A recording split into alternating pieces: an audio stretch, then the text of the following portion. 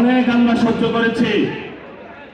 এই যে আমার নামে আজকে একটা মামলা হলো, মানহানির মামলা।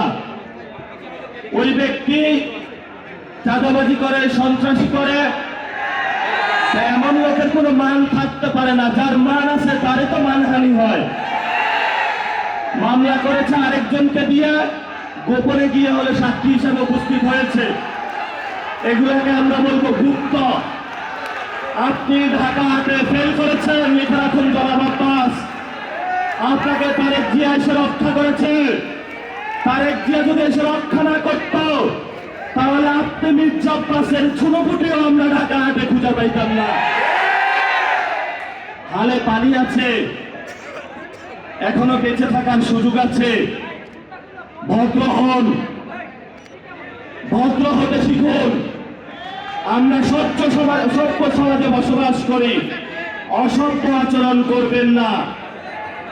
অসভ্য আচরণ যদি করেন, কিভাবে আপনাকে সভ্য করতে হয়, আপনাদেরকে সভ্য করতে হয়, এটা আমাদের ভালো করে জানা আছে। ওরা আমাদের ভয় দেখায়। আমরা এক আল্লাহ ছাড়া কারো কাছে ভয় পাই না। মামলা হামলা অনেক আগে পার করেছি। শেখ হাসিনার আমলে রিমান্ডে নিয়ে আমাকে মাথা নিচের দিকে দিয়ে, পা উপর দিকে দিয়ে সারা রাত নির্যাতন করেছিল। কখনো আপোষ করার চেষ্টা করি নাই। তুমি আসছো এখানে মামলা করতে, গুনার টাইম নাই। সিনিয়র সিটিজেন আসেন, সিনিয়র সিটিজেন আসেন।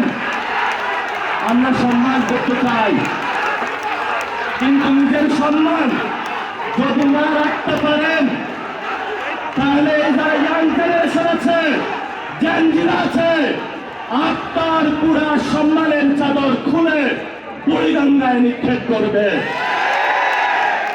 আমরা ধৈর্য ধারণ করতেছি। আমরা শান্তিতে বিশ্বাস করি, আমরা গণতন্ত্রে বিশ্বাস করি। ওই দিন নির্বাচনের দিন আমি যদি সেইখানে কনফ্রন্টেশনে যেতাম, হাজার হাজার স্টুডেন্ট হসপিটালে থাকতো। আমি গণতন্ত্রে বিশ্বাস করেছি, কিন্তু গণতন্ত্রের নামটা আপনারা ইঞ্জিনিয়ারিং করেছেন। আমরা এখনো সহ্য করছি। দ্রুত রিফর্ম অ্যাসেম্বলি করেন, দ্রুত বাংলাদেশে সংস্কার বাস্তবায়ন করেন, দ্রুত বাংলাদেশে শহীদদের বিচার বুঝিয়ে দেন, আহতদের বিচার বুঝিয়ে দেন, শহীদ ওসমান হাদি ভাইয়ের বিচার বুঝিয়ে দেন, ধর্ষণ বন্ধ করেন।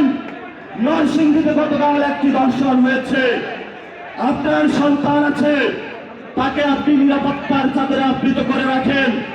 আমার সন্তান, আমার মা বোনের যেদিন নিরাপত্তা দিতে পারবেন, সেদিন আপনি জনতার প্রধানমন্ত্রী হবেন, এর আগে হবেন না।